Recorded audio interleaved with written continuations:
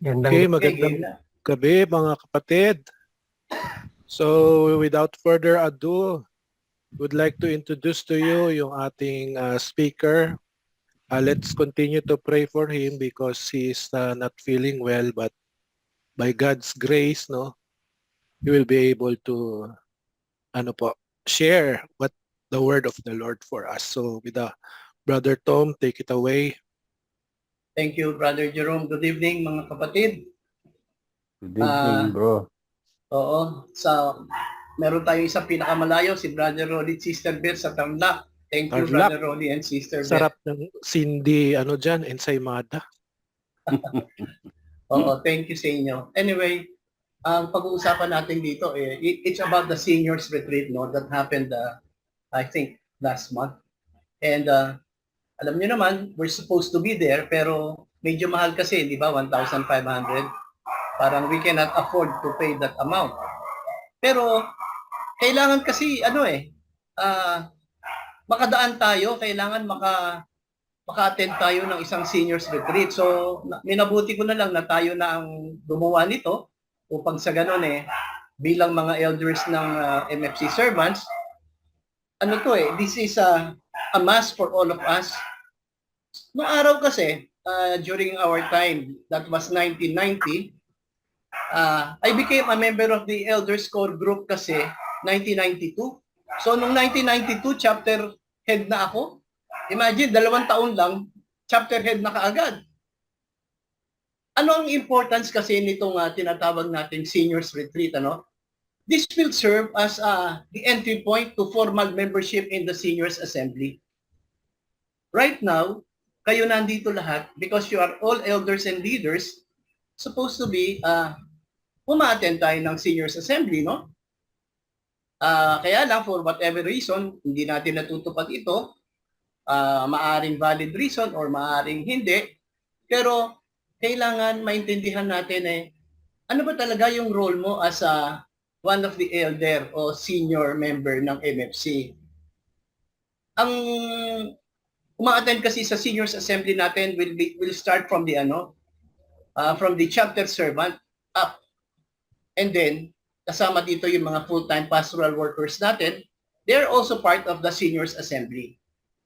However, recently, parang pinapayagan nila yung mga unit head kasi nga konti ang nakaka-attend, Pero ano ba talaga ang objective nitong ating gagawin na to, Unang-una, tayo mga kapatid, alam ko naman na we have been inspired sa trabaho natin sa MFC at nakikita ko yan, hats off ako sa inyo, talagang masisipag, At saka yung spirituality talaga ng servants, talagang napakataas. However, parang kailangan ikadap din natin ito sa ating mga kasama, mga kapatid natin. Hindi po pwede sa atin lang. At para magawa natin ito, we really have to live out more fully and intensely yung buhay natin sa Panginoon, most especially dito sa ating MFC. Kailangan ma-foster o ma-fully embrace natin ito, yung great commitment sa mission and vision ng MFC. So this will be a review, papasadahan ko to, how we started, para sa ganun, ma-refresh naman tayo. Ika nga sabi ni Brother John, a-attend ako niyan kasi gusto kong ma-refresh, At napakaganda nito. Unang-una, i-recall natin what is the vision ng ating MFC.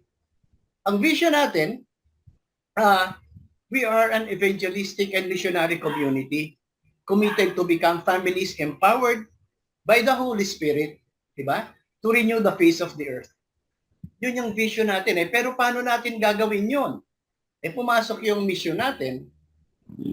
Para magawa natin ito, ang mission natin naging we strive for holiness of life. Yan naman talaga lagi, We strive for holiness of life as we commit to renew the temporal order through our work with the poor, our work for justice, and our work for life. Yun lang yung binanggit ng tatlo, Pero however, as missionaries, marami na tayo talagang pinapasadaan. Hindi lang yan. Kumbaga, napakalaki ng dapat nating gampanan bilang isang senior na MFC. Now, nabanggit ko, kailangan dumaan tayo dito kasi ang seniors retreat, 6 na talk ito This is the first talk, our call and mission. And then meron tayong second, third, fourth, fifth, and sixth. Matatapos na rin ito hanggang November. Pero next month, sa June, wala tayo. Kasi anniversary month natin yun. Napaka-busy natin. Napaka-busy natin. Now, ano ba ang talagang call sa atin o mission ng atin na binibigay sa atin? This is all about This is all about God's mighty work sa mundo ngayon. Yung binanggit natin ang mission natin, proclaiming the good news of salvation, work with the poor, yung evangelizing the lost, the least, and the last, our fight for the culture of life, etc. Ito yung mga dapat na napapagbigyan natin o napagtutuunan natin. At dapat siguro mga kapatid, we have to realize na sometimes napapagod tayo, sometimes natutuwa tayo sa ginagawa natin. But let us realize na we are privileged to be part of this work. No? We need to understand kasi kung ano yung nais ng Panginoon na gawin natin. Para sa ganon, ma-align natin ang sarili natin sa kanyang plano. Di ba lagi natin nadidinig si Brother Jerome, Lord, I want to know your divine will for me, for us, di ba? So ganon din ito, kailangan mai-align natin, maintindihan natin ang nais ng Panginoon mangyari sa buhay natin. Kasi ang Panginoon will work in us and through us as servant leaders. Lalong-lalo na tayo nasa front line tayo. Kumbaga, kayo, ako, at saka kayo, tayo yung elder ng MFC servants. And we are among those called, no? Na alalayan natin yung mga kapatid natin upang sa ganon, ma-fulfill ang plano ng Panginoon through MFC. And that should be our response sa Kanya. Ngayon po mga kapatid, ayaw kasi ng Panginoon na parang merely enthusiastic lang tayo no? Ang nais ng Panginoon, we should be willing servants. And more than this, gusto niya tayo maging matured Christian servants that He can truly count on.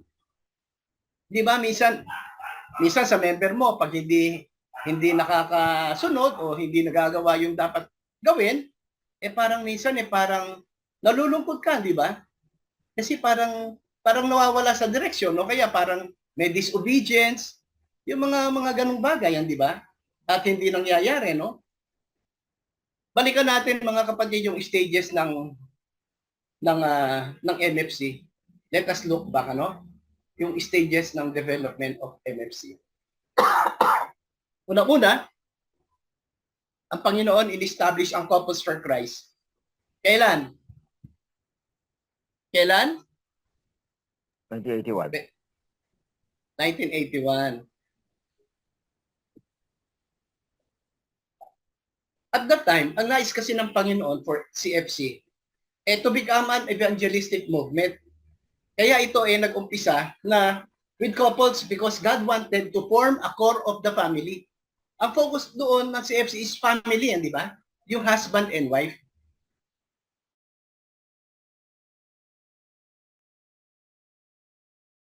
Several breakups na community. Unang-una, noong 1990, nung nag-graduate kami,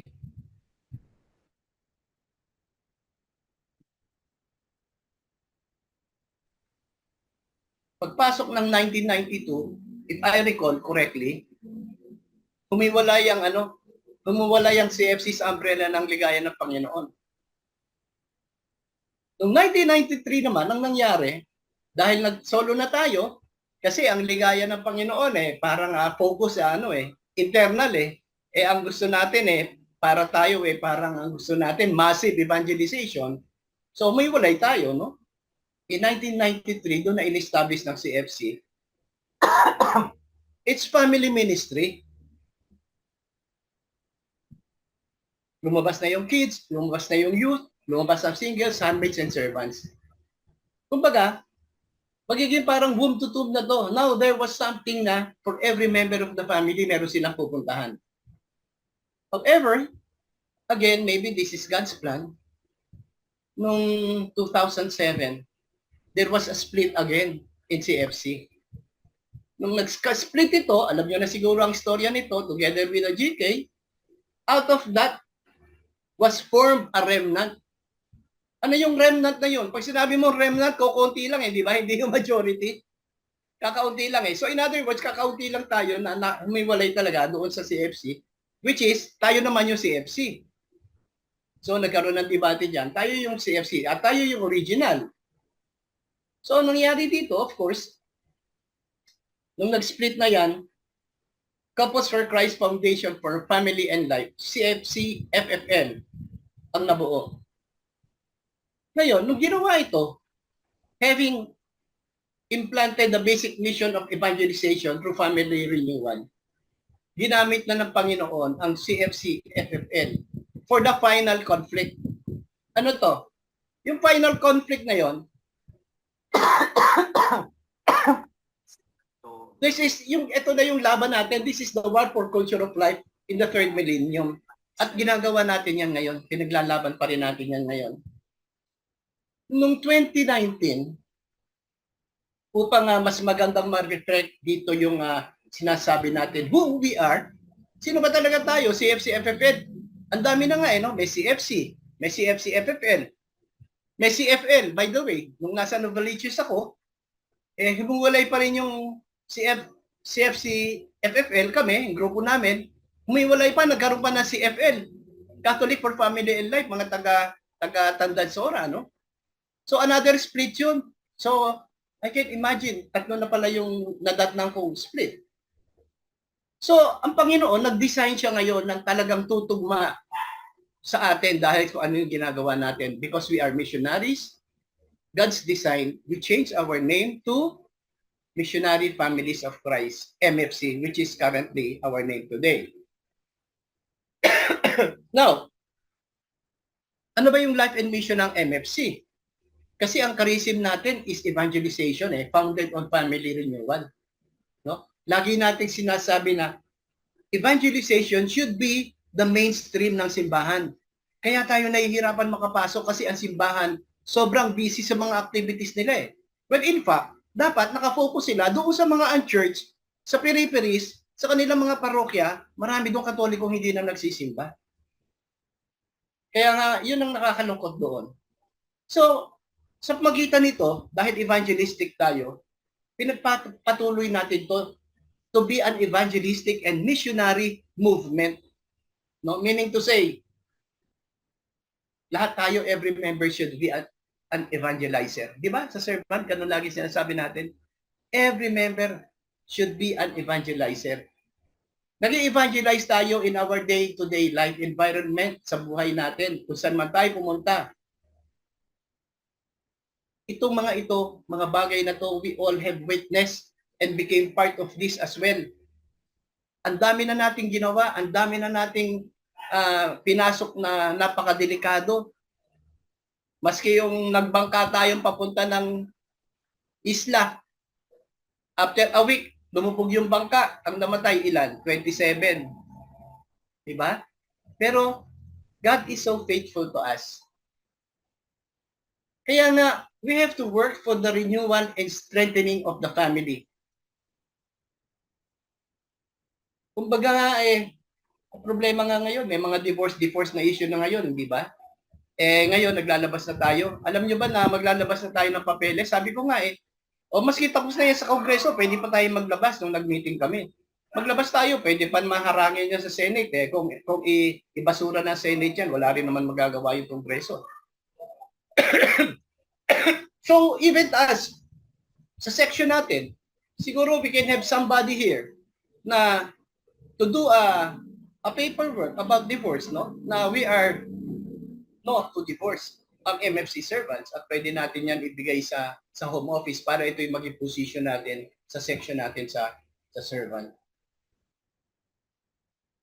So we work for the renewal and strengthening of the family. Kaya we have to expand in the different section, MFC couples, handmaid, servants, singles, and youth, and kids. By the way, alam niyo naman tayo, pag tayo nakakita ng kung pwedeng ma-evangelize, talagang ang rule ko, one foot rule nakilala ko yung presidente ng tuklasan, ME. 2 meetings na kami. Gusto ko makuha o mabigyan ng seminar yung mga ME, marriage and encounter. Eh marami yun eh. Eh yung pinost ko, sumagot na rin siya, willing sila tayo magbigay ng formation nila every month. Eh marami yun, di ba? At the same time, ang sabi niya, brother to, may problema ako. Ang problema namin, may mga namamatay. Siyempre, ang hindi mag-asawa eh, di ba? Mag-asawa yan eh. Eh, ang problema, may nagiging widow, may widower. O sabi ko, walang problema. Sinuggest ko yung mga widow nila unahin. Ipasa natin sa handmaids, handmaids ang magbigay. Kung gusto nila, maging handmaids sila. At isusunod natin ang servants. Tayo naman ang magte-take on doon sa servants, tayo gagawa nung. O di ba siguro nga eh, pwedeng magandang partnership ito, yung nakikita natin. At God is opening mga ways, mga pintuan para sa atin to do the work no na kanya naman trabaho. Kumbaga, kailangan ipaglaban natin kasi yung culture of life. Unang-una, alam naman natin na rampant na ngayon, di ba? Yung abortion, etc., mga pills, etc., ganyan, ano? We should fight for this. Sabi ko nga, ang mga servant ba, kailangan ba ipaglaban pa yung divorce? O baka naman yung mga servant pro-divorce? O baka naman yung mga handmaids pro-divorce? Kasi, ang servants at handmaids, hindi naman yan puro widow at saka widower, eh. Di ba? Baka naman may problema.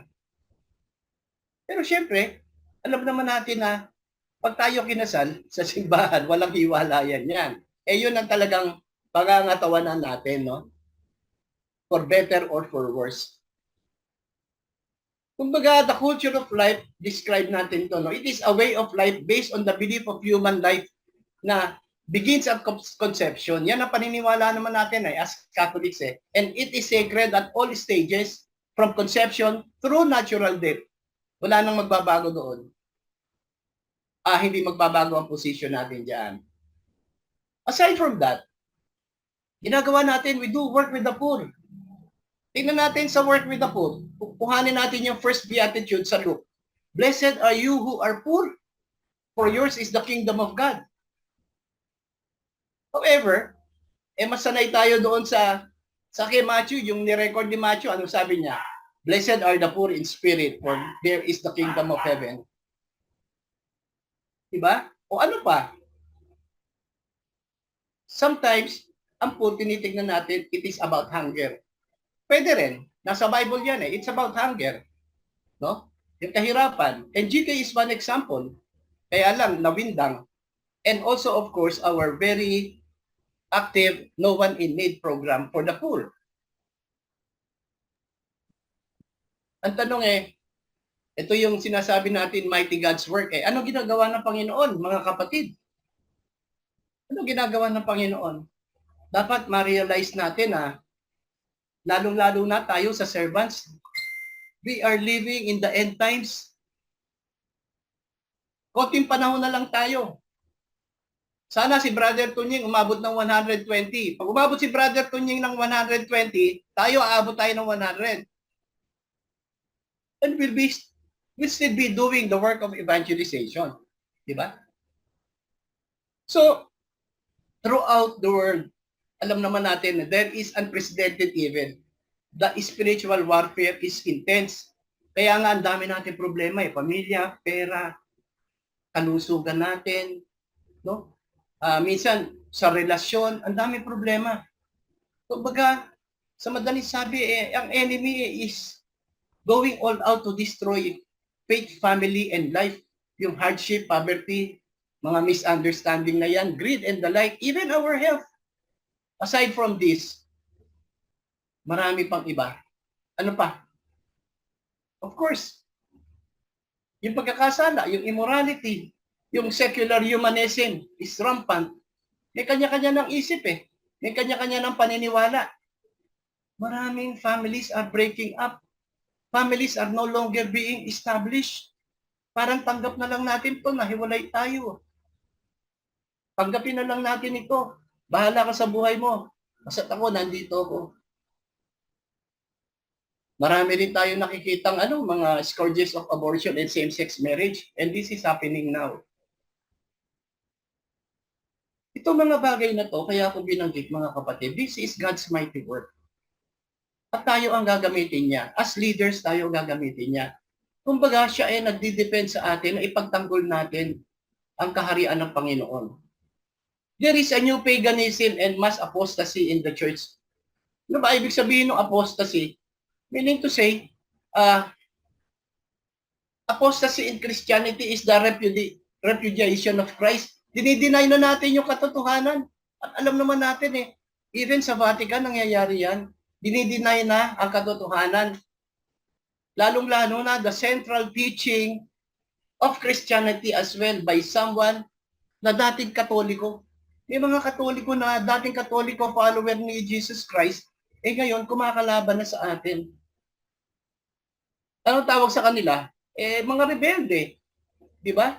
Mga defection. Ito yung mga masasabi nating nasa abandonment stage na ng kanilang pananampalataya. Marami rin tayo mga kapatid. Siguro even in community, mga Christian, mga Katoliko who are nominal. Ibig sabihin, they only exist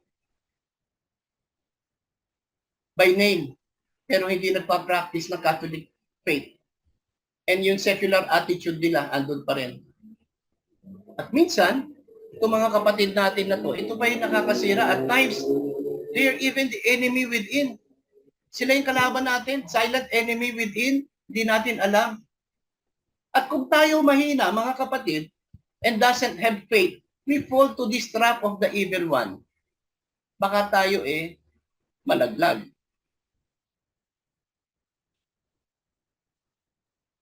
Ang Panginoon natin, hindi siya hihinto sa laban na to. Because ang pangako niya, sinabi niya sa Isaiah 41 verse 10, "Do not be afraid, I am always with you."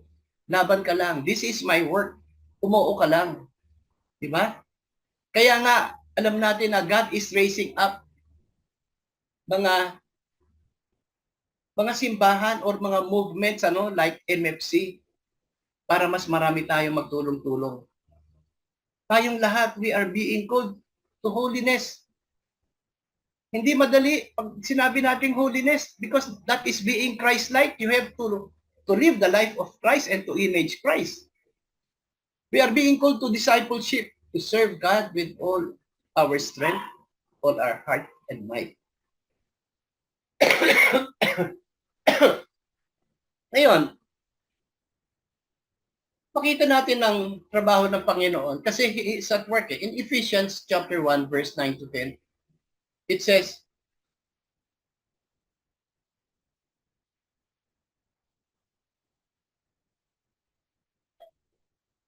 He made known to us the mystery of His will according to His good pleasure, which He purposed in Christ to be put into effect when the time reached their fulfillment, to bring unity to all things in heaven and on earth under Christ. Ang ating Panginoon, He has prepared MFC to do His work in this third millennium. Tignan nyo, ang servant council natin, makikita niyo ba may matanda pa? Wala na, puro ata. But in other communities, puro matatanda pa. Ang problema nila, paano sila magta-transition? Paano nila mapapatuloy ang trabaho ng Panginoon? Kung puro sila matatanda na at hindi nila naipasko. Kaya nga sabi ko, this is God's plan talaga. MFC din, CFC started in the Philippines. Alam naman natin na ang Pilipinas now stand as the only last remaining bulwark against the assault on family and life. Tayo na lang talaga ang lumalaban.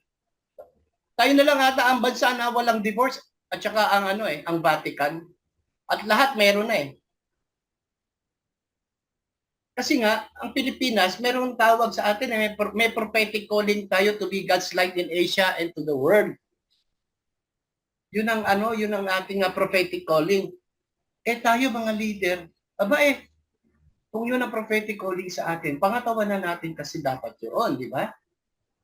Kailangan, alam natin na God's work is worldwide. MFC is worldwide. And He calls other Christian in many other nations to participate in the work as well. So in our simple way, Makakagawa tayo. Sabi nga ni TJ kanina, nung nag-worship siya. Itong ginawa kong mga mission na to the ends of the earth na to di ba? You know, mga kapatid, pag binuksan mo pinto mo, and your intention is to evangelize, you are already in the remotest end of the earth. So kung nakikita natin na, ang MFC pala is an international Catholic community that is doing the work throughout the world. Lahat tayo, no? Ang dami, even the other continents, meron tayo. Ang dami naman nating membro doon So yung mga membro natin yun din mga makakatulong natin. At even dito sa servants, MFC servants, dapat talaga palakasin natin yung mga international members natin na ma-reactivate natin sila. No? And that should be our response. Yung binasa ko kaninang vision, kailangan maisapuso at maintindihan natin ang lubusan niyang vision na yan. We need to see what God has made for CFC nung araw and what He expects of us ngayon as MFC. Ano ba yung gusto niya nung araw at ano ba yung nais niya ngayon para sa atin? Ang MFC is not just some good work or renewal program Hindi naman ganun yun But it is the very instrument of God to renew faith, family, and life. Ito yung ginagamit niya sa atin. Kung babalikan natin at i-assess natin yung buhay natin, truly God made a lot of rectification sa buhay natin bawat isa. Tayo naman we started sorry to say mga naging loko-loko rin naman tayo, di ba? Naging makasalanan tayo, di ba? Naging babaero tayo. Naging sugalero tayo, naging lasenggo tayo. Pero God has been faithful to us. Through the years, we witness His faithfulness in all aspects of our life. Ngayon, thank you Lord, we are at peace. Medyo masarap na yung buhay natin, maski medyo may kahirapan, may mga challenges, but at least alam natin, andyan ang Panginoon sa buhay natin. Nananahan siya sa buhay natin. And God, alam nyo, He will never abandon us. He will continue to do as good despite our unworthiness always and forever. Because lagi nating maalalahanin mga kapatid, our God will give us all the chances in life. Binibigay niya yung lahat ng pagkakataon for us to repent. To draw ourselves so that He can draw Himself to us. Kaya nga sabi ko nga being a member of MFC,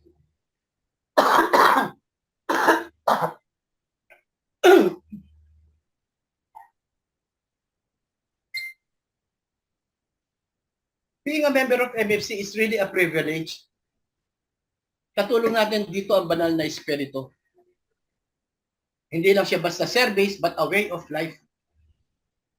Oo nga, intense tayo sa service natin. And this is a way of life. Siguro maski nasa deathbed tayo, we can still serve the Lord. Being a prayer warrior, patuloy tayo. We are to give our life and mission and the priority that God wants us to give. Yun ang gusto ng Panginoon Ang nais ng Panginoon, ibigay natin ng todo-todo sa Kanya lahat without any reservations.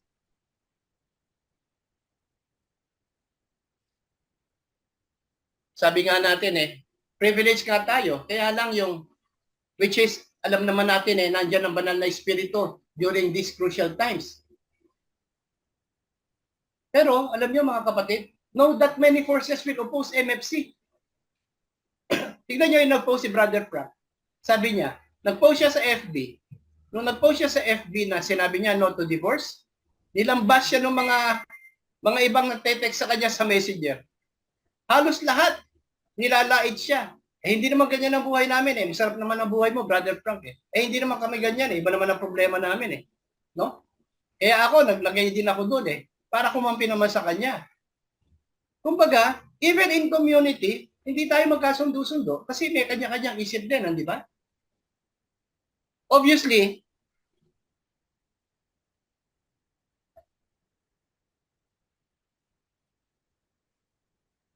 hello? Okay pa ba tayo? O nawawala yung signal ko?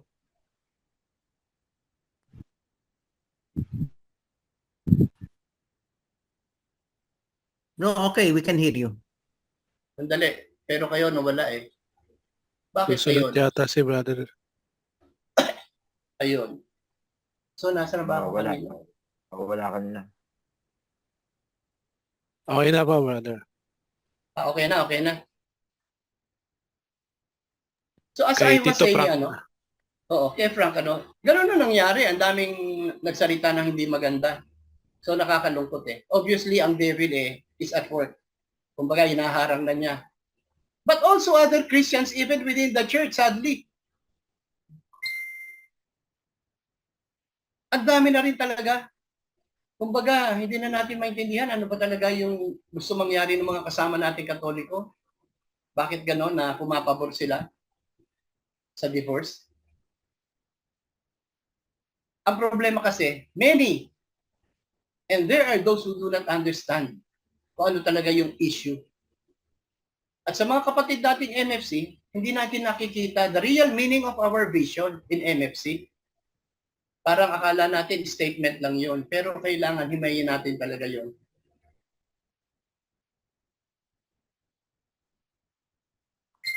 Ang masakit pa, yung mga iba, there are those who limit the Holy Spirit to fit their own agenda. Kung kailangan lang niya, gusto ba ng Espiritu? Doon lang, pero sarili nila nangunguna. Pag ano ang gawain natin, minsan wala. Kung gusto mong manguna yung sarili mo, pag ganun lahat tayo, talagang wala nang respetuhan na mangyayari. Wala na tayong obligasyon sa bawat isa. Even from among our ranks dito sa MFC. Nangyayari rin yan. At marami rin magkakaaway-away. Nangyari na itong split na to noong 2007, di ba? May mga nag-veer away noong 2007. Meron mga those who are comfortable and thus are not ready for the massive work. Ayaw nila magtrabaho. Ayaw nila mag-evangelize. Dahil alam nila, i-require sila. Mabuti na lang tayo, masisipag pa rin tayo mga kapatid. Maraming salamat sa inyo. Buhay na buhay ang banal na espiritu dito sa atin. Kaya alam niyo ba, kaya hindi natatapos, kaya dumadami yung engagement natin. Kasi this is God's work. Pero kung inako natin kung trabaho natin ito, palagay ko mahihinto lahat yan. Kasi tayo bida eh. Di ba lagi natin sinasabi, He must increase and we must decrease. Hindi natin kailangan ng recognition. Ang kailangan, ibigay natin all honor and glory sa Panginoon. God must increase and we must decrease.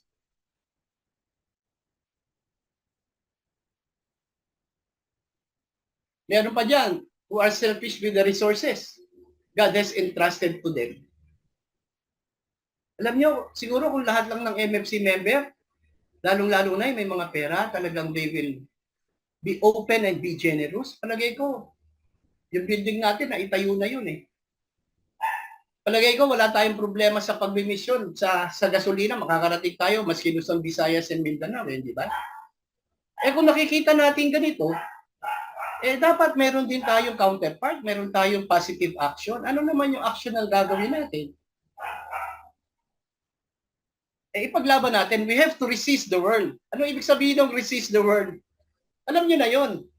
Iwanan na natin yung makumundo, the flesh and the devil, that all conspire to keep us away from God's plan para sa buhay natin.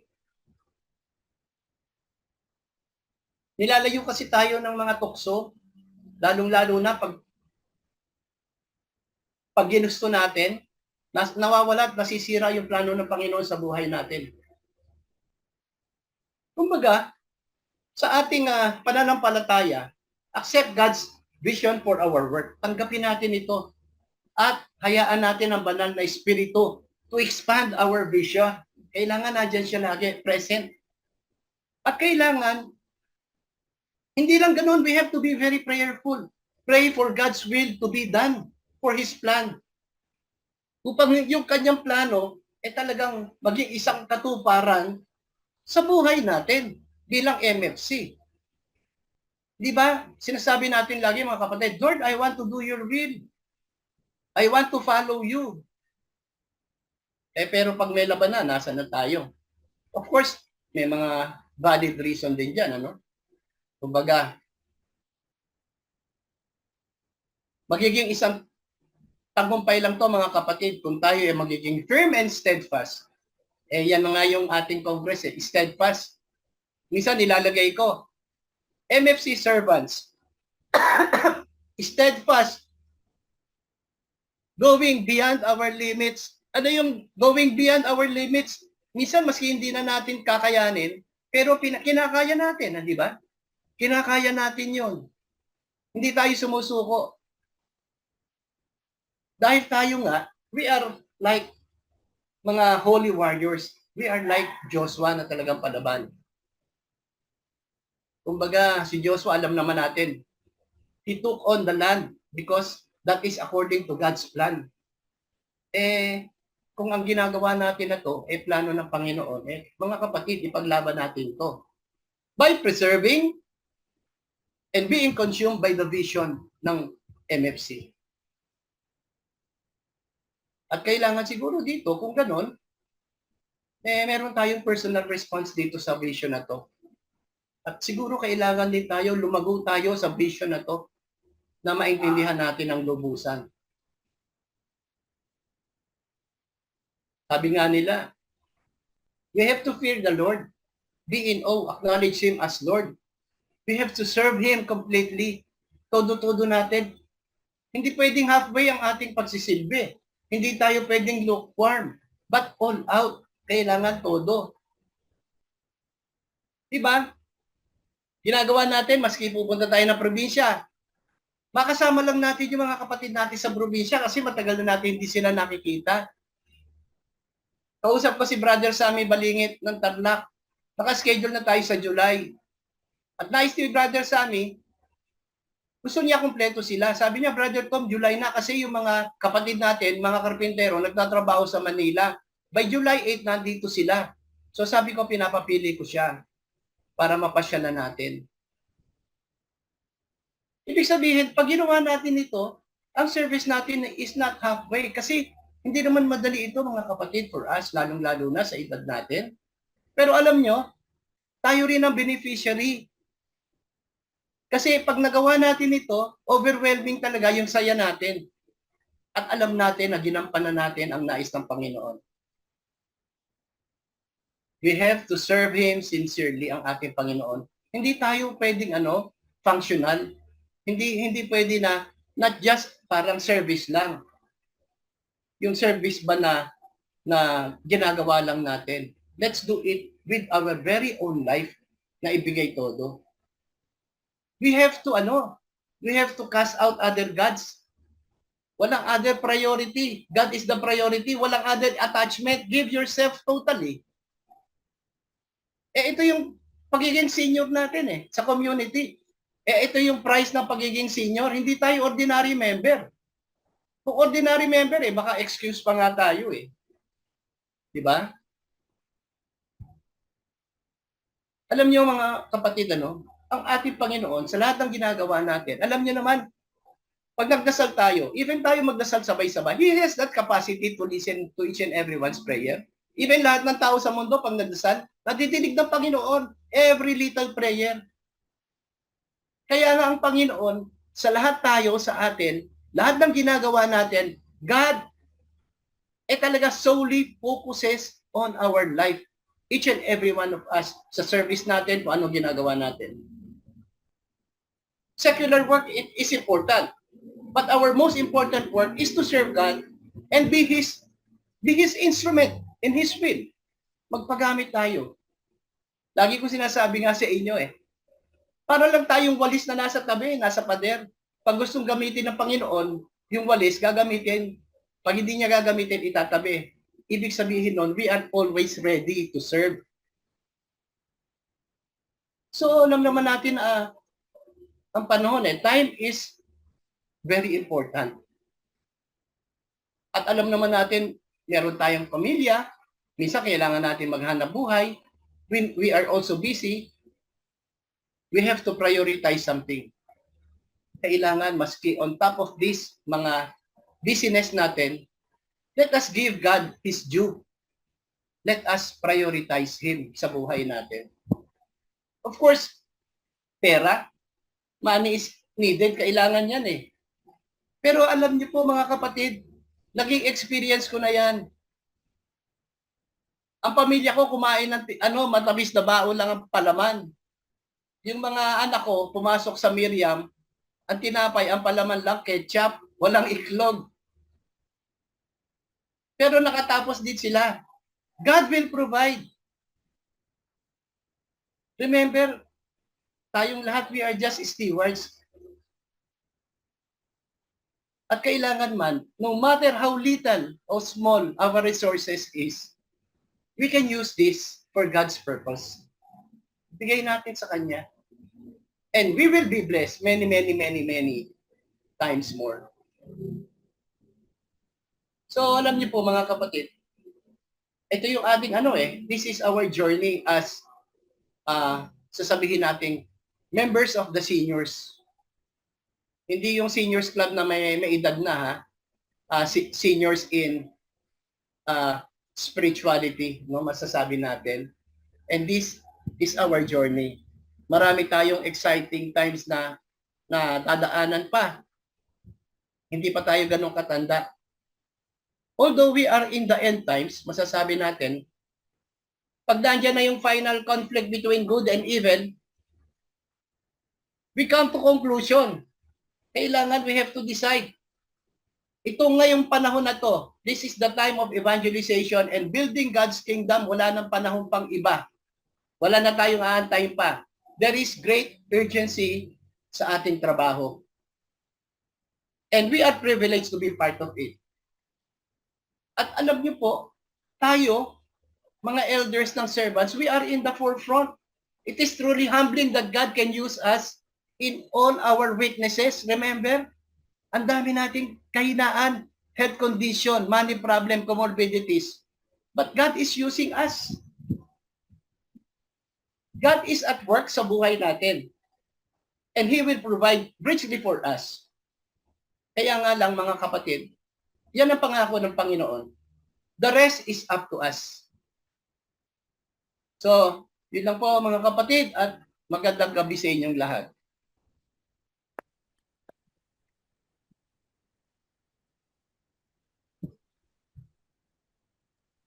Thank you po. So we open, actually meron po,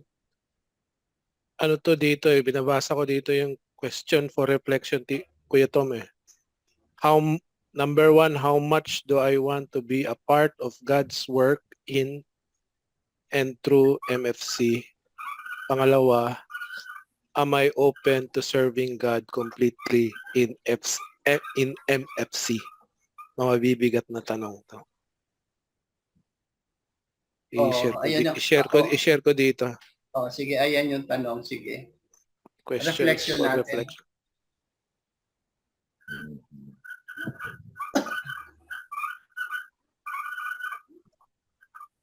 Pero we open the floor or Anybody question can share Not even doon sa question din, pero kung may reflection kayo.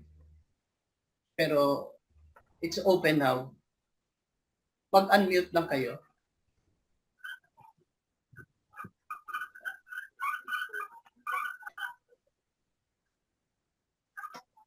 Of course, first of all, we would like to thank you, Brother Tom, Yes. for enlightening us the basic about the mission and vision ng natin. MFC po. Servants. Na mag-evangelize, to renew.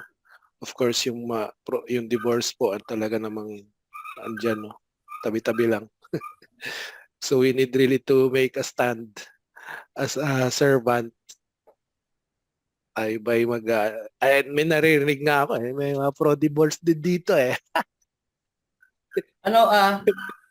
Meron position ng joke lang siguro yung mga Brother Jerome, may position ng MFC. May position ng MFC couples tayo. Pero ang gusto nila, gumawa tayo ng sariling position sa bawat section. Baka pwede tayong gumawa na i-align natin yung position natin doon sa paper ng MFC. Ipadadala ko sa inyo. So pwede tayo magbigay ng idea about sa divorce issue. Yung stand natin and then ipopost natin sa FB natin. Pero Hindi lang yun. isasabit mo Sa sasabit mga muna natin social sa media, kanila. kapatid, like for example, itong Digital na Inquirer, merong doon na mention about divorce, yung mga talagang pinupost nila. Sumasagot ako na ito yung bad thing about divorce. Alam mo na ang Pilipino, inaabuso lahat ng batas. At saka, this only for the moneyed individual. Sabi ko sa ganon. So, we can also post this issue, yung mga negative, so that yung mga nagbabasa ng mga comments sa social media will also be informed. Kasi nadidinig lang nila yung kabila, hindi nadidinig yung mga opposing viewpoint of view. Kaya ang tanong ko, lahat ba tayo against sa divorce? Ako against. Ako rin. Meron ba dito? Actually, may share nga ako dun sa chat group natin, di ba? Na nakipag-ano ako dun sa isang, ano ba yon yung may quote nga si Padre Pio na it is, ano yung divorce is a way to hell. Parang gano'n. Oo. Quote nga eh. Tapos may nag-reply nga, haba-haba rin yung mga thread namin doon na isang pro-katoliko na pro-divorce. Nag-write din siya doon sa profile ko doon sa kay Secretary David. May mga ganun po na talagang katoliko pero yung nananaig po yung kanilang emosyon at kanilang human will. Emosyon nila. Hindi na nila inaano yung kung ano yung nakasulat sa scripture. Talagang gina-justify na nila ngayon na, kawawa naman ako, bugbog sarado na nga ako. Ganyan, di ba? Yun yung mga palusot na lang nila. Naghahabol nga tayo kasi many years ago, may position paper na tayo about sa divorce. No talaga tayo. Naglabas na tayo niyan eh. Binigay na natin yan sa Kongreso eh. However, nung nag-meeting kami, sabi ko, tapos na pinag-uusapan natin ito, tapos na sa Kongreso. Hindi ba tayo huli na? Anyway, kasi may Senate pa eh. So ngayon, talagang gumagawa ng action ng MFC, yung mga lahat ng section, para makapag-submit ng position paper about Dito? sa divorce, no to divorce. Opo. Nakita ko nga yung post ni Tito Frank eh. Dami Pwede nga ba mga magsalita? negative. Sige po, brother. Brother Jun, good evening, Brother Jun. Sa palagay ko, pare-pareho naman tayo na against divorce eh. Pero hindi natin masisi yung situation kasi kulang ng evangelization. Tayo, mga servants, yung mga Catechism. kasama natin, mga couples, kailangan talaga pumukpok talaga ng evangelization doon sa mga married couples. Kahit hindi pa sila couples, doon tayo kulang eh. Ang nangyayari, kapag ka naging member lang sila ng community, saka lang nila nakikita yung bagay na yon. Kaya, yayakapin nila yon. Against divorce na sila. Pero yung population natin sa ngayon, konti lang ang nakakaintindi nung naiintindihan natin. So, hindi talaga tayo mananalo ng ganun-ganun lang, na maingay lang na boses. We have to go out and evangelize. Yun ang kinakailangan natin gawin. Kasi paano mo kukumbinsihin yung paninindigan niya, ganun. Hindi naman niya alam what is the higher knowledge and understanding na dapat niya naiintindihan. Para magtuturo sa kanya. So nga, ang nangyayari ngayon, tayo, rarara tayo ng rarara, which I agree, hindi ko sinasabing wag natin gawin yun. Pero ako, kitang-kita ko na hindi tayo mananalo doon sa ganun. You have to go out and evangelize. Tignan natin kung paano gagawa ba tayo ng propaganda. Kasi kailangan paintindi mo sa kanila yan eh. Tayo yung bang, ang tawag doon, yung ano natin eh, yung bang, yung non-divorce, yung married life, talagang inaalagaan natin kasi tayo, nandito. Tingnan mo kung gaano karaming Pilipino ang wala sa renewal. Kasi hindi talaga sila magkasundo. Siyempre, kaya nga mas ang simbahan, pumapayag eh. For the sake of, sabihin na natin, reason and practicality. So sa ganung bagay, unless na lamang tayo, we will really evangelize.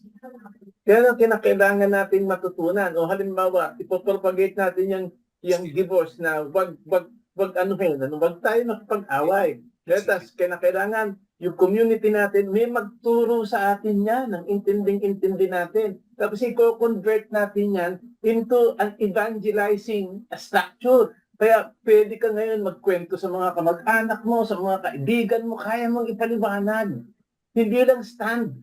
Hindi kami, Corpus for Christ kami servants kami, hindi kami pro-divorce, kontra kami dyan. Bakit? Pag nakatuwiran sila, kinakailangan kaya nating magpaliwanag na yung pangangatuwiran nila mai-enlighten na mali. Hindi lang ipipilit natin na mali. Punto por punto sa human level ng reasoning, kinakailangan ma-evangelize natin sila sa ganon. Ako marami na akong kinausap na ganyan, panalo ko. But I don't know kung gaano karami sa atin ang marunong nun. Yun ang kulang natin. Maski sa community, sa couples, kulang. Hindi maipaliwanag intelligently, hindi maipaliwanag doctrinally, hindi maipaliwanag theologically, hindi maipaliwanag in a practical manner. Kasi pag binenta mo halimbawa, sabi ng Diyos, ganito, ano yung titiisin ko na lang? Hindi, may pangako dyan, kapatid. Sa kabila ng pagyakap mo ng bagay na yan, may pangako dyan. Ito yung mga nakaabang na blessing sa iyo kapag kaya minintain mo. Hindi tayo ganun mag-approach eh. Basta't lang sasabihin natin, kasalanan sa Diyos yan eh. Didepensahan natin ng scriptural passages, yung tao sakal na doon sa sitwasyon niya. So, hindi natin na-convince. Kaya ang kulang natin, tama yung disposition natin, tama yung paninindigan natin, pero yung capability natin to propagate what is right and what is wrong, kulang. Kulang sa capability. Tayo lang ang naniniwala doon kasi tayo nandito tayo sa selvas, pero yung hindi religyoso, paano mo ngayon ipapaliwanag sa kanya yun? O, yung Katoliko, daming Katolikong hindi naman religyoso. So yun ang kinakailangan ang community mag-raise up ng teaching track tungkol dyan. Maganda suggestion mo, Brother John. You have a very good suggestion, but the better way is gumawa ka ng Q&A para at least, kasi hindi ba pagka ikaw nag-evangelize, especially those who are in, alam mo na, in deep hurt, they will always counter you with, naramdaman ba yung nararamdaman ko? Meron po ako nakita sa ano po. Doon sa proseso ng divorce, ako tatanungin nyo ha. Ako tatanungin nyo. Meron na kasi kami mga hinandle na ganyan, representing our community. Di talagang galit na galit yung mga kwan. Talagang gibang-giba yung kanila. Hindi talaga magkasundo. Merong babae na magmi-minister doon sa kapwa niya babae. Unti-untiin niyang ma-enlighten yun. Hindi lang basta kasi kasalanan niya. Kasi ito sabi sa Bible, hindi ganun. Kulang yun. Tapos ito naman, tatapaba sa lalaki. Hanggang merong enough, sabihin na natin, qualified knowledge and understanding, yung tao na pinagtinuruan mo, pinangaralan mo, pagkatapos, dahil meron siyang qualified knowledge and understanding, pwede ngayon magtrabaho ang Espiritu Santo. Sususugan ngayon ng Espiritu Santo yung sa damdamin nila, sa conviction nila, na maintindihan nila yun. Ganun ang bakbakan dito. So ang question ngayon dito, how good are we, how capable are we to really evangelize and explain? Yun ang kulang natin. Siguro sa servants tayo, we can develop something na pag-aaralan natin dahil dyan at qualified tayong at magturo niyan. Or else, mahihirapan ng Espiritu Santong gamitin tayo. Kahit gaano kagaling tayo magsalita, kasi ganito yan. Pagka hindi in accordance with the flow of the mind of the Spirit, hindi nakukonvict yung tao. Talo pa rin tayo. I'm talking from reality. I'm talking from a 35-year experience in evangelization.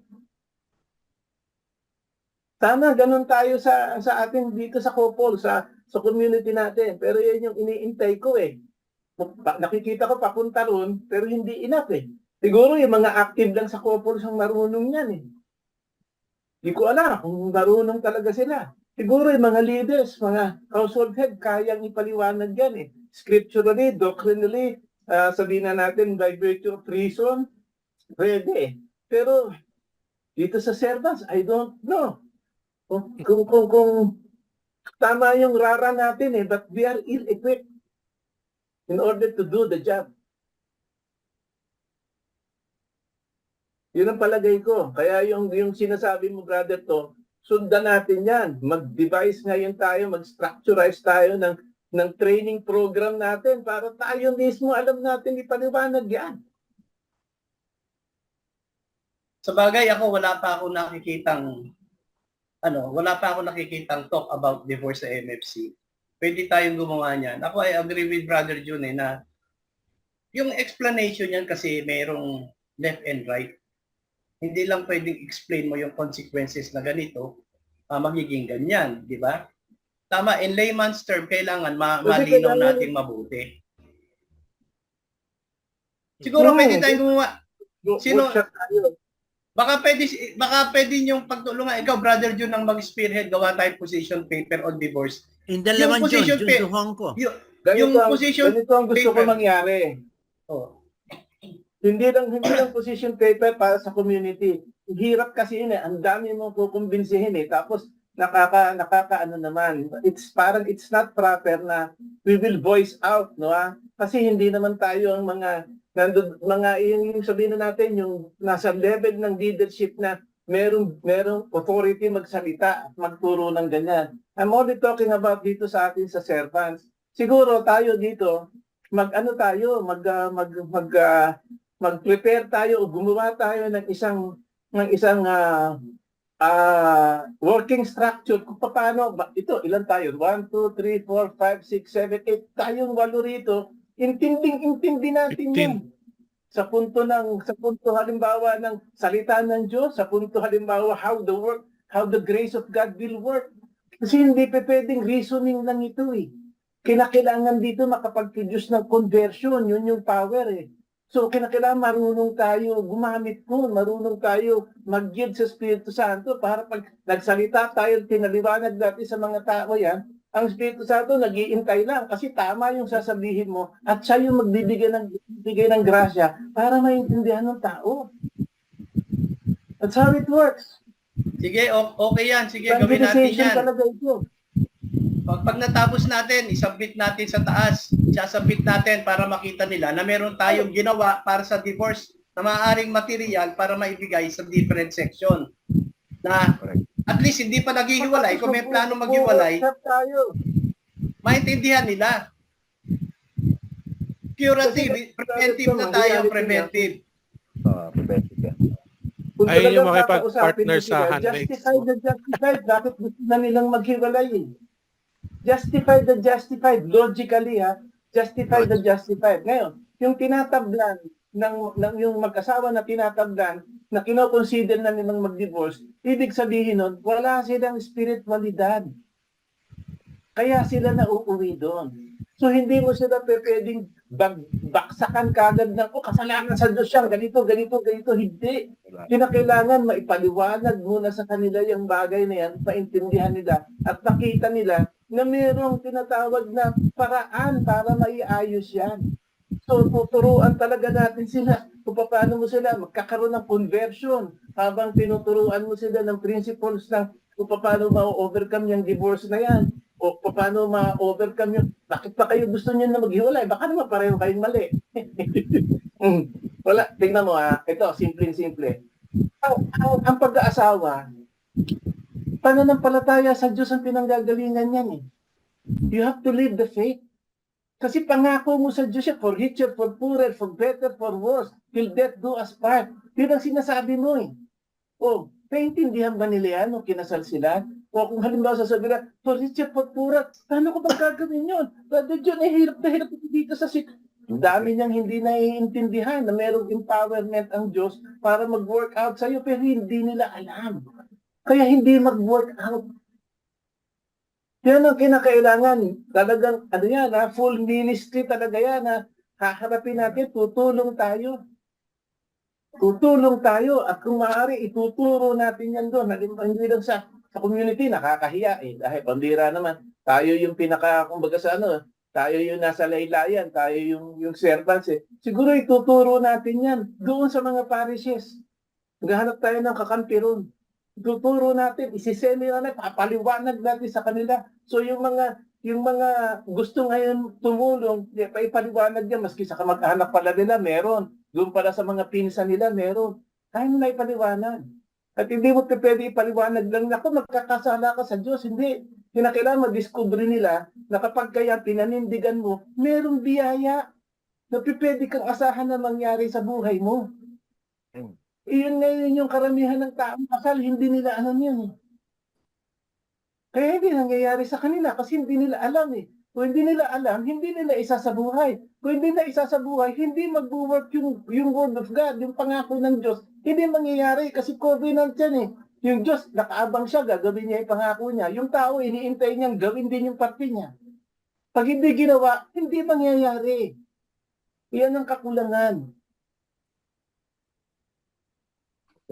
Yan ang kakulangan. Kaya hindi pa kumbinse na huwag kayo pumasok sa divorce. Unless talaga sa community ka na talaga na tayo, hindi na natin gagawin yun. Wala tayong problema doon sa totoo lang. Kahit na ikaw, pareho tayo hindi perfecto. Wala tayong problema doon. Pero yung mga iba, yung mga kamag-anak natin, anong naiintindihan nila sa life in the Lord? Wala, yung pananampalataya niya sa Diyos, cultural lang eh, cultural lang.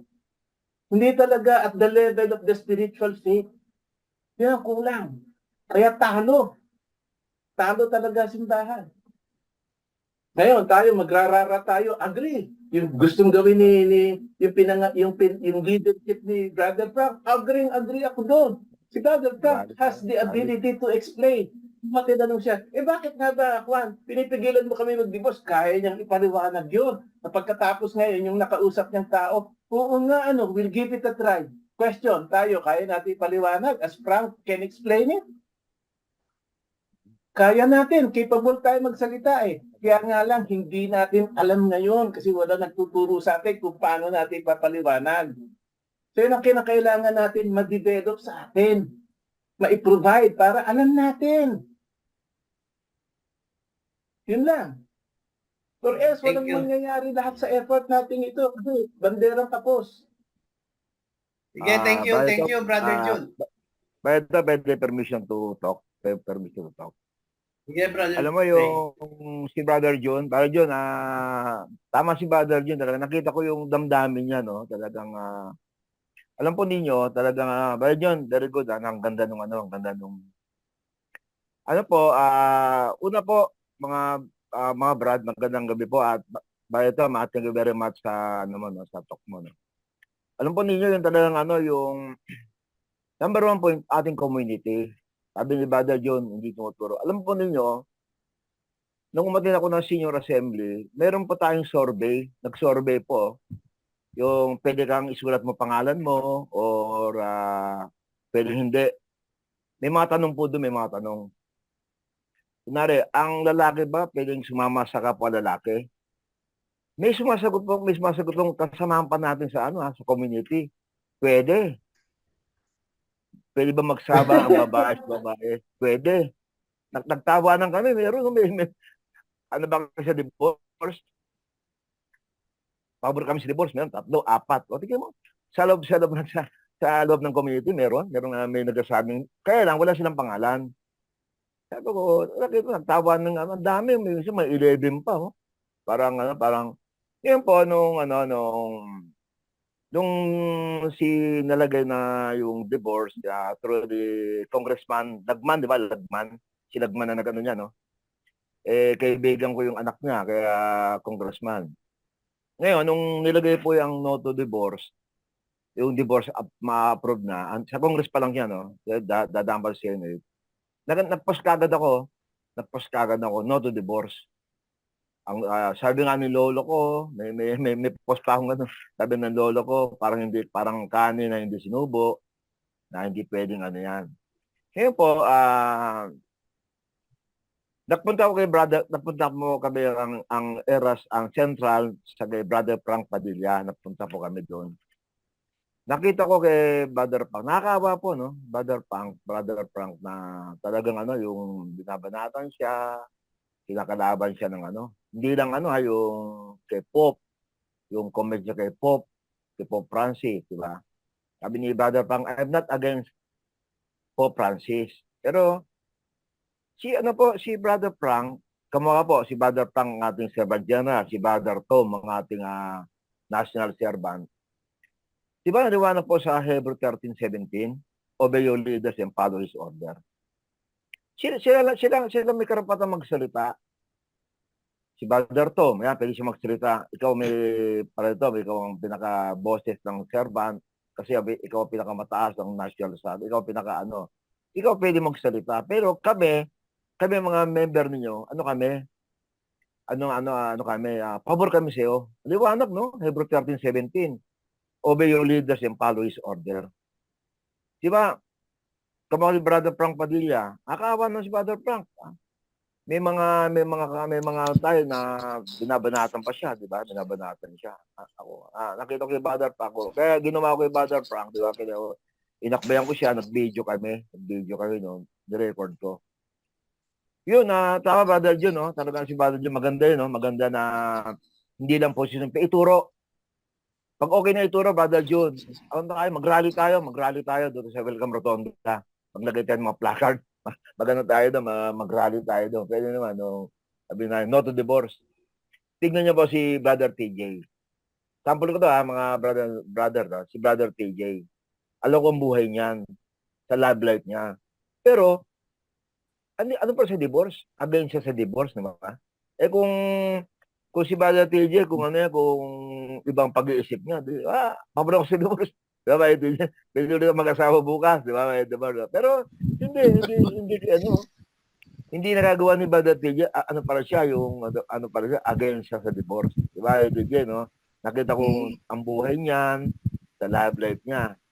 Pero kung ibang tao niya, tama kayo, Brother John, kung wala sa community, di ba? Yun na lang po, mga brad, sa community na, pabor pa, nag-survey. Nakatawa ka ng survey. Pwede ba magsama babae si babae? Pwede. Pwede ba lalaki? O kaya, pabor ka sa divorce? Pwede. Pwede mo? Hindi natin malaman kung sino yun. Kung sino yung nag-ano nun. Sabi ko kay Brother Jeboy, pwede natin malaman yan. Kunin natin yung signature niyan. Yun sa pag-aralan natin yung pirma niya kung sino yun. Diba? Meron pa rin nakakalungkot po. Okay lang kung outside community. Sabi ni Brother John, kung iba sa community, okay, yung hindi nagkasimba, yan pwede magkasalit tayo, magulo na yun. Pero tayo nandito sa Missionary Families of Christ, di ba? Nandito tayo. Kaya yung natin talagang maganda, Brother John, maganda yung na lahat tayo na magkaroon pa tayo may boses tayo. Sabi nga ni Brother Tom na minsan Pangalawa, puntaan natin si Pangalawa, babae at lalaki kasi yan eh. Siguro, Brother Tom, kausapin mo yung mga, yung mga babaeng, hindi naman servants, tawag sa handmaids. Yung mga magagaling doon. Pinakailangan sila ang kumausap sa babae, tayo sa lalaki.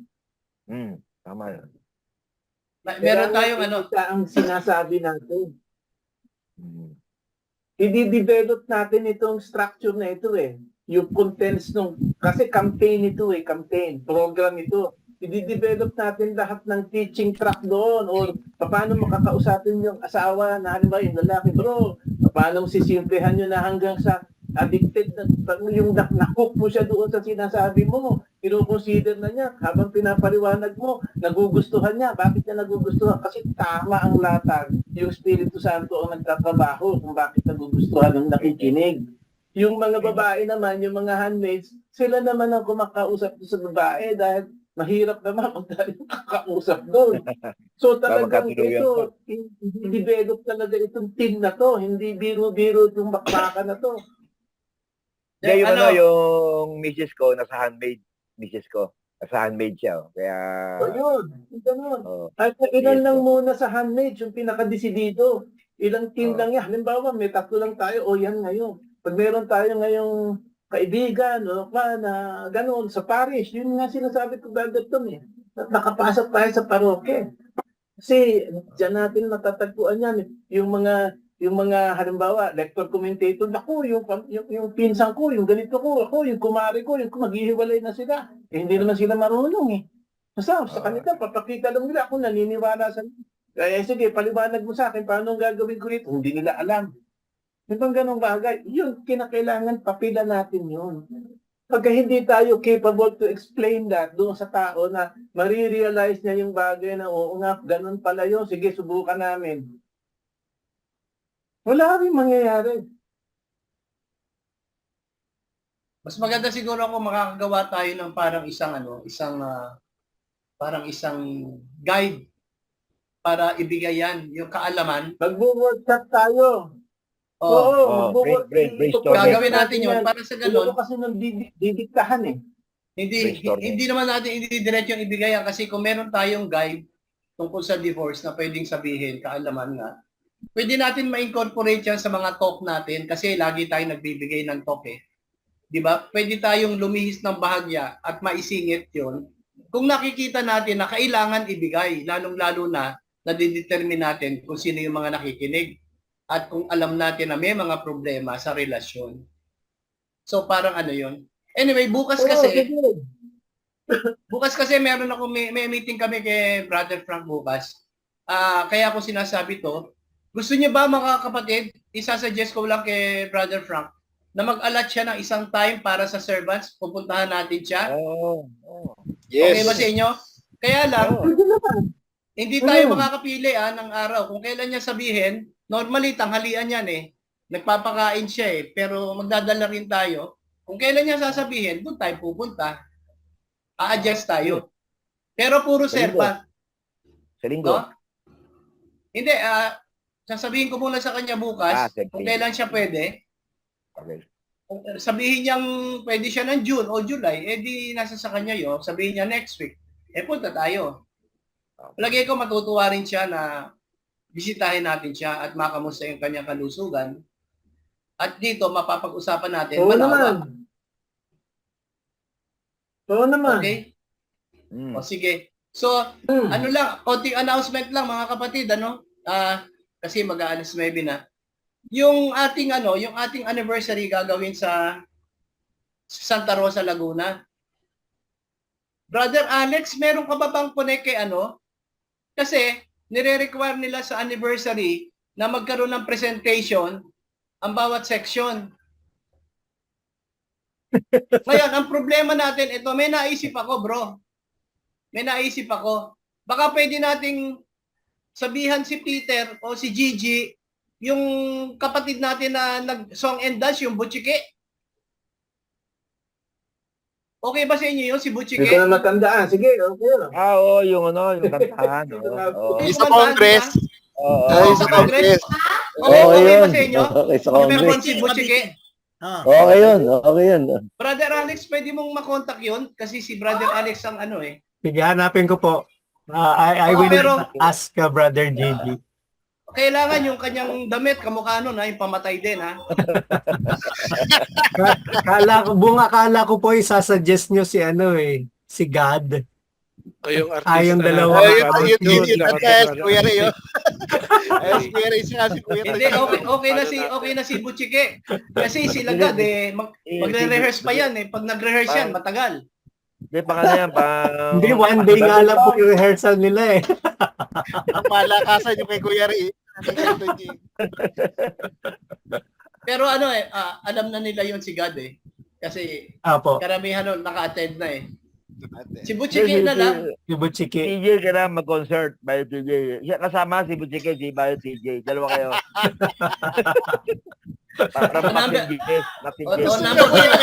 Meron naman banda ang Taguig Servants.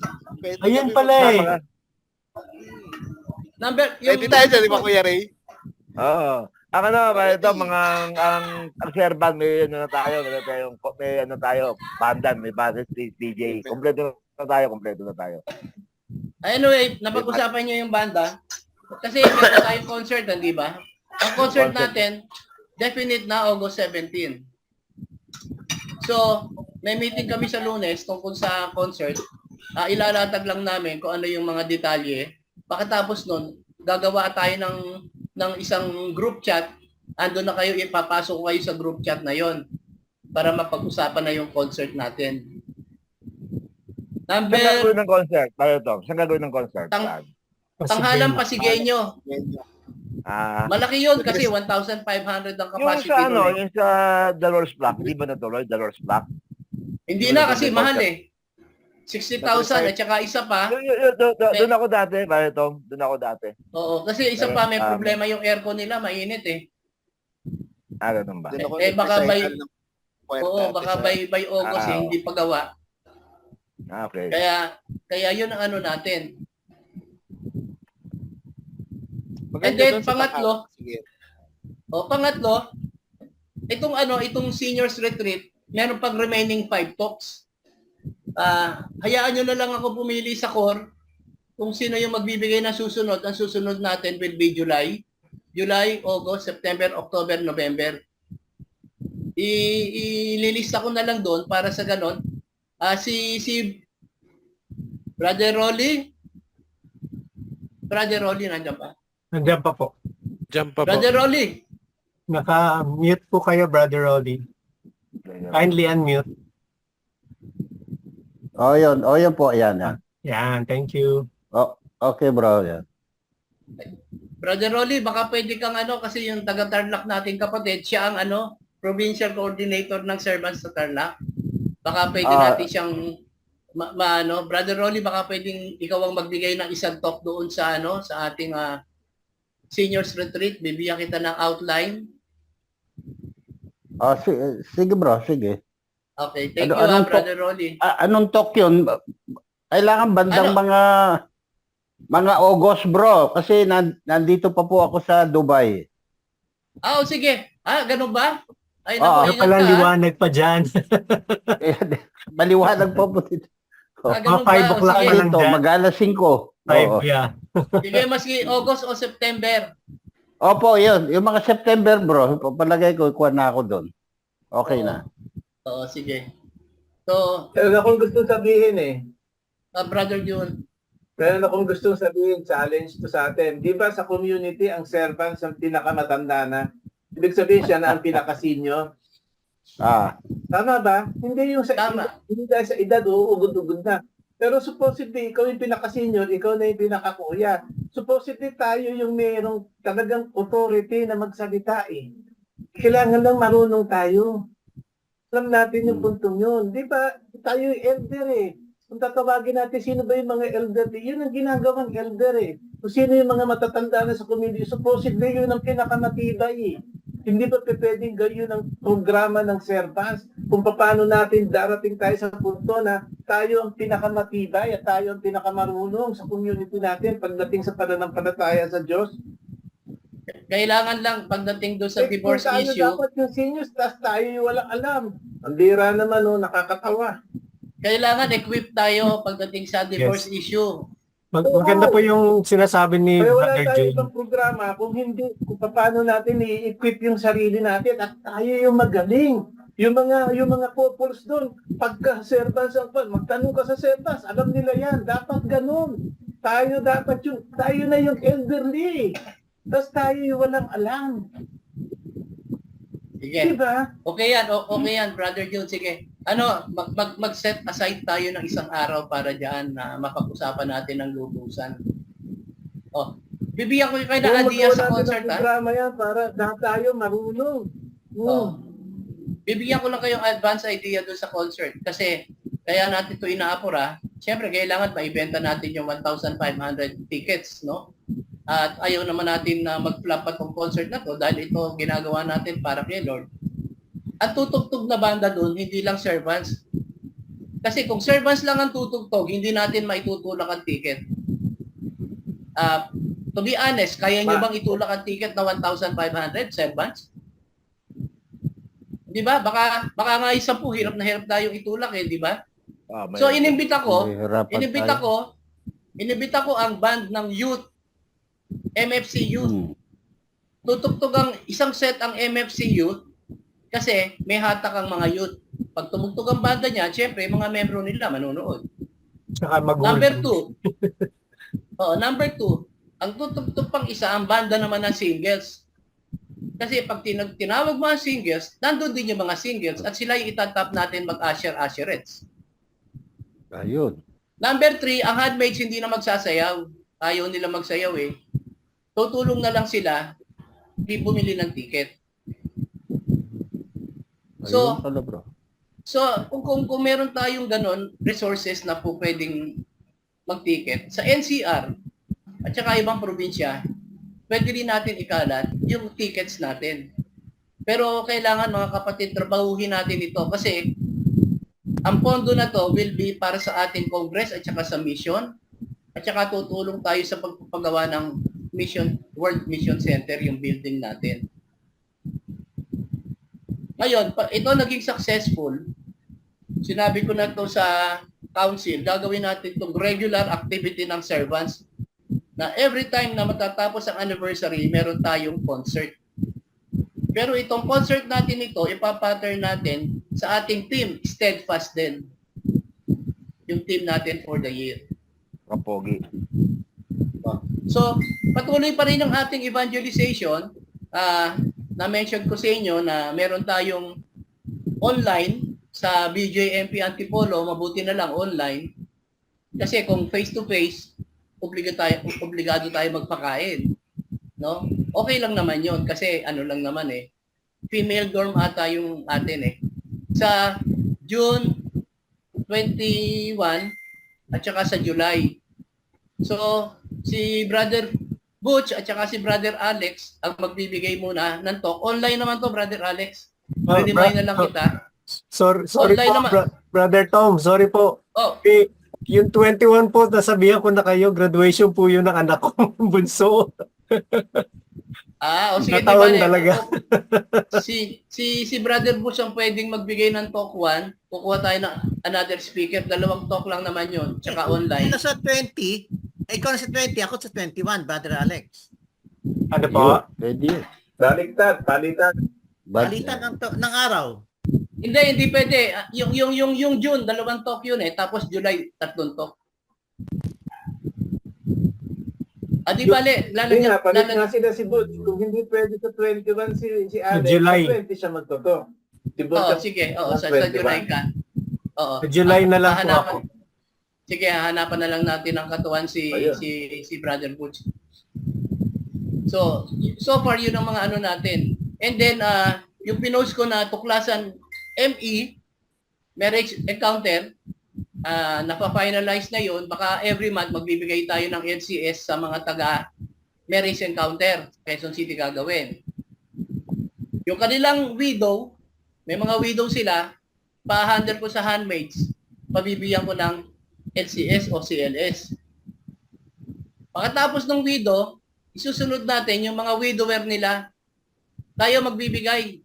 Kakausapin ko, kung gusto nila maging member ng servant, yung tuklasan, yung mga widower, tayo magbibigay ng CLS doon para maging member natin. Kasi ang problema nila, wala silang formation sa widow at saka widower. Sa mag-asawa lang sila. So, yun ang medyo nakalatag sa ating mga activities. And then, yung ating provincial visit, siyempre, sa July, Batangas. And then, ipa-follow up natin ulit sila, Brother Gigi, tungkol doon sa ating LCS Cell program sa parokya nila. At saka siguro, pag nakarating na, nakabalik na si Brother Rolly, mapag-usapan natin yung cell program din ng parokya nila, Brother Ruben. Opo, pwede yun. Sige, yun lang siguro mga kapatid. At 8:59 na, we will have our closing prayer. Si Cardinal, closing prayer. Ano ka din? Cardinal Butch. Nagtanong ka pa siya. Nagtanong pa si Kuya ba sinong cardinal? Yung Cardinal Butch, Castaneda? Yung tawag sa akin ni Ano Brother yan, Alex. mag-opening, saka Felix mag-closing. Butch po. Pag obispo, alam nyo na kung sino obispo. Si Alex. Alam nyo ba nung pumunta kami sa Monasterio de Tarlac, nung pumunta kami sa opisina ng pare, Magkama ng totoo to pare. napagkamalang kaming mga pare, itong mga servants. Guys! Mga pari ba kayo? Oo, no? Sabi ko, hindi ho, iisa lang ho ang pari dito, yung obispo namin. O, sige, Brother Boots. Okay? Kayo rin po. Let's put again ourselves in the Lord, in the name of the Father, the Son, of the Holy Spirit. Amen. Amen. Lord, thank you for tonight. You have listened to us, our mission and vision as MNC Servant section, Lord. Thank you, Lord, for giving us a way to fully understand our role. At the same time, Lord, help us to achieve something that we would like to work out in relation to the divorce bill. Guide us, Lord, with your Holy Spirit and enlighten us, Lord, that we may be able to come up with a primer or a briefer that will really truly explain the evil of divorce, oh Lord. Amen. Help us, Lord, also to fully understand each of us individual role in serving our community. Teach us, Lord, to be able to be humble, to be teachable, to be able to understand things and to discern, Lord, your will so that we may be able to live your will in our life. Guide us, Lord, tonight as we come our way. Protect our loved ones. Give us, Lord, a restful night that we may have all the necessary energy for us to face the challenges of tomorrow. Help us, Lord, to see your way in the things that we do, to inspire us, to lead us, to teach us, Lord, and keep us, Lord, in your strength with the Holy Spirit that we may be able to face all the challenges, for we know that when we are doing work for you, Lord, we are being also attacked by the evil one. Teach us, Lord, to persevere. Teach us, Lord, to be strong. Teach us, Lord, to believe and have a great faith, Lord, that the battle that we're doing is for you, Lord. Guide us, Lord, and tonight we give all the glory to you, that we may be able to bring your heaven, the kingdom here on earth. All of this we pray in the mighty name of our Lord Jesus Christ. Amen. Amen. Glory be to the Father, to the Son, and to the Holy Spirit, as it Was the beginning, is now, now, and and ever ever shall shall be, be, world world without without end. end. Amen. Amen. Father, Son, the Holy Spirit. Picture, Picture po, muna, picture. picture. Bishop,